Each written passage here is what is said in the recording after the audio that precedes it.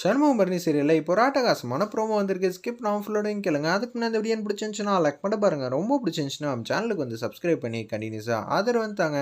நம்ம சண்முகம் பரணியும் வந்து ஃபாலோ பண்ணுறதுக்கு தான் வந்து பஞ்சாயத்தில் ஒருத்தவங்க வந்து செட் பண்ணி வச்சுருக்காங்க. அதாவது சனியனையும் அவங்க பொண்டாட்டி பஞ்சவர்ணத்தையும் அவங்க ஏதாவது பிரச்சனைனா டைரியில் வந்து எழுதி வைங்க.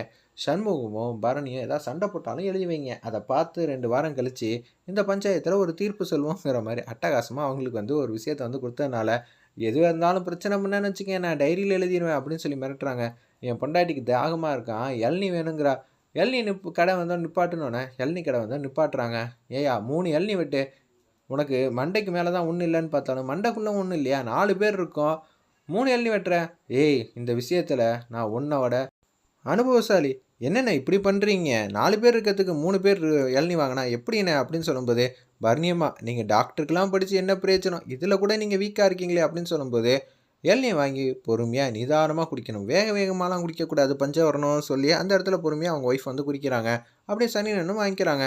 1 ஸ்ட்ரா வந்து போட்டு கொடுக்குறாங்க. என்னப்பா ஹஸ்பண்ட் அண்ட் ஒய்ஃப் இருக்காங்க, 2 ஸ்ட்ரா போட்டு கொடுக்க மாட்டியா? எதுக்கு 2 ஸ்ட்ரா? அதைத்தான் சொன்னேன்ல, உன்னை விட நான் ரொம்ப இந்த விஷயத்தை நான் அனுபவசாலின்னு. பரணி பாப்பா இதுவாது உங்களுக்கு புரியுதா, இல்லை இதுக்கும் மேலே நான் ஏதாவது சொல்லி தரணுமா அப்படின்னு கேட்குறாங்க. அண்ணே நீங்கள் வேற லெவல் என்ன பாத்தியா, அவர் வயசில் அவரே இந்த காலத்து பசங்க மாதிரி அவ்வளோ ஷார்ப்பாக இருக்காப்புல, நீ இந்த இருக்கிய. ஏய் ஒரு இளநீல எப்படி 2 பேர் குடிக்கிறது? கிட்டக்கு வச்சு குடிங்க, இல்லைன்னு வச்சுக்கோங்களேன் நான் இந்த புக்கில் எழுதிடுவேன். அதுக்கப்புறம் இப்பயே உன் பொண்டாட்டியை கூட்டிகிட்டு நான் போயிடுவேன் பார்த்துக்க அவங்க அப்பா வீட்டுக்கு. என்ன முடிவு சொல்கிற? பஞ்சாயத்தில் என்னை செட் பண்ணி வச்சுருக்காங்க, நீங்கள் 2 பேர் சேர்ந்து வாழ்கிறீங்களா இல்லை பிரியிற மாதிரி இருக்கீங்களான்னு பார்த்துக்கங்க அப்படின்னு சொல்லும்போது, என்னது இந்த அண்ணன் நமக்கு உதவி செய்கிற மாதிரி வந்திருக்காங்க போல இருக்கு, ஓகே சமாச்சிருவோம், பார்த்துக்கடா அப்புறம் எதாவது எழுதிடுவாங்கல்ல அப்படின்னு சொன்னோன்னே, ஆமாம் நான் இப்பயே எழுதிடுவேன் அப்படின்னு சொல்லும்போது பேனா எடுக்க ஆரம்பிச்சிட்டாங்க. சரி சரி நான் குடிச்சு தொலைகிறேன் அப்படின்னு சொல்லிட்டு க்யூட்டாக அழகாக வந்து ஒருத்தர் வந்து குடிக்க ஆரம்பிக்கிறாங்க. இவன் என்ன குடிக்கவே மாட்டேங்கிறா, இளநீ அப்படியே இருக்குது, சரி எல்லா இளநியும் நம்மளே குடிச்சிடலான்னு சொல்லிட்டு சண்முகம் வந்து வேகமாக குடிக்கலான்னு இருக்காங்க. ஏய் வேகமாலாம் குடிக்கக்கூடாது, என் பொண்டாட்டி அடுத்தடுத்த இளநீ வந்து குடிச்சிக்கிட்டே இருப்பா, அவள் எப்போ முடிக்கிறாளோ அது வரைக்கும் நீங்கள் பொறுமையாக தான் இளநீ சாப்பிட்ணும். அது வேறையா சனி நினனும் பஞ்சவரணும் அவங்க ஒய்ஃபும் வந்து இளநீ வந்து 10 இளநிக்கு மேலே சாப்பிட்டுக்கிட்டே இருக்காங்க. இதுக்கு முடிவே இல்லையா அப்படின்னு சொல்லிட்டு இருக்காங்க. டேய் இவ்வளோ க்ளோஸாக பார்த்தா உனக்கு என்னடா தெரியுது, என் கண்ணில் இருக்கிற காதல் தெரியுதா அப்படின்னு சொல்லி கேட்கும்போது, கண்ணில் இருக்கிற காதலா ஒன்றுமே தெரியல அப்படின்னு சொல்கிறாங்க. இவனுக்கு புரிய வைக்கிறது கஷ்டம், கூடிய சீக்கிரம் புரிய வச்சிடலாம். சரி ஏதோ கொஞ்ச நேரம் ஆயிடுச்சு. என்னது கொஞ்ச நேரம் ஆயிடுச்சா?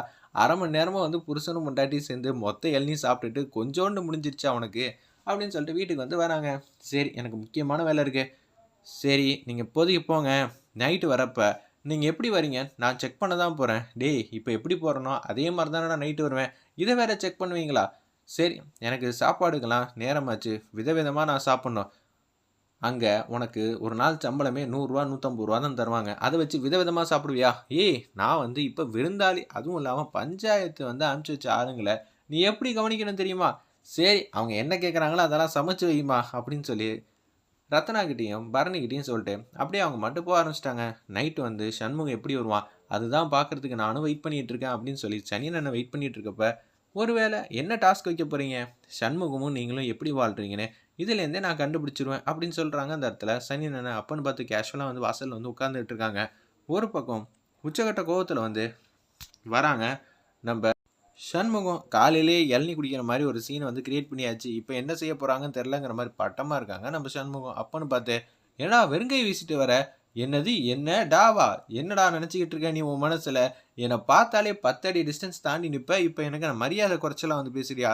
ஏய் நான் பஞ்சாயத்தால் அப்படி தான் சொல்லுவேன், ஒன்னெல்லாம் அந்த வீட்டுக்குள்ளெல்லாம் விட முடியாது அப்படின்னு சொல்லிடுறாங்க. அந்த இடத்துல என்னது சனி நான் இவ்வளோ மாஸ் பண்ணுறாங்க, ஓகே ஓகே இது மாதிரி ஒரு அண்ணன் இருந்தால் நல்லா இருந்திருக்கும், ஆனால் என்ன முத்துப்பாண்டி செய்ய வேண்டிய வேலையெல்லாம் வந்து இவர் செஞ்சிட்டு இருக்காங்க, ஓகே சந்தோஷம்தாங்கிற மாதிரி யோசிச்சுட்டு இருக்காங்க. அந்த இடத்துல பரணி என்னென்ன பிரச்சனை, எதுவாக இருந்தாலும் நான் உங்கள் பக்கம் தான் நிற்பேன் அப்படி சொல்லுமா, நாங்கள் யார், ஐயோ போதும்பா காலையிலேருந்து கேட்டு கேட்டு என்னால் முடியலப்பா அப்படின்னு சொல்கிறாங்க. மல்லிகைப்பூவும் அல்வாவும் இல்லாமல் இந்த வீட்டு பக்கம் வந்தேன்னு வச்சுக்கேன் உனக்கு உள்ள என்ட்ரியே கிடையாது, இதெல்லாம் செக் பண்ணி பார்த்துட்டு தான் நான் உன்னை உள்ளே விடுவேன் அப்படின்னு சொல்லி அட்டகாசமாக வந்து காமெடி பண்ணுறாங்க. சனி என்னென்ன பரவாயில்லம்மா, உங்கள் அப்பா கூட இருக்கிற ஆள் வந்து உனக்கு ஃபேவராக வந்து முடிவு எடுக்கிறதுலாம் சூப்பராக தான் இருக்குது, இதே வார்த்தையை நம்ம எத்தனை வாட்டி சொல்லியிருப்போம், இது ஏதாவது கேட்டிருப்பானா அப்படின்னு சொல்லும்போது, இந்த நைட்டு நேரம்னு பார்த்து நான் எப்படி மல்லிகைப்பூவும் அல்வாவும் வாங்குறது, அதெல்லாம் கிடைக்குமா?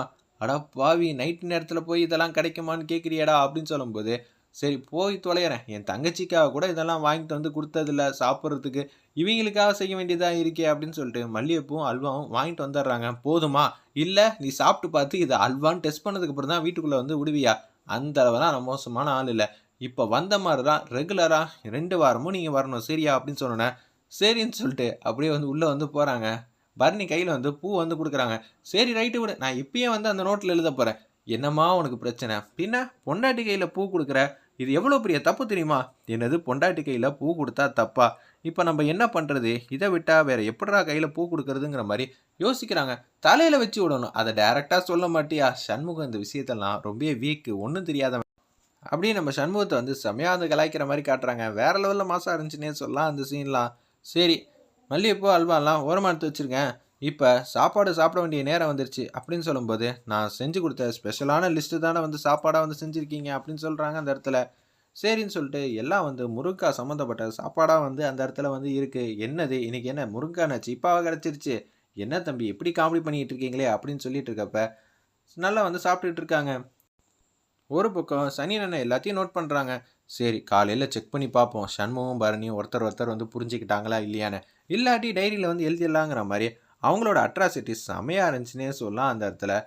நம்ம பஞ்சவர்ணத்தோடையும் ஒரு பக்கம் சனி அண்ணனும் செம தூள் வந்து கிளப்பியிருந்தாங்க. ஏதாவது பிரச்சனைனா சொல்லுங்கள், அந்த நோட்டில் வந்து எழுதிடுறேன்னு சொல்லியே இவங்க 2 பேருமே வந்து நம்ம சண்முகம் வந்து பரணியை காதலிக்க ஆரம்பிச்சிருவாங்கன்னு நினைக்கிறேன். வெயிட் பண்ணி பார்ப்போம். எபிசோட் ரொம்ப அருமையாக இருந்துச்சுன்னே சொல்லலாம்.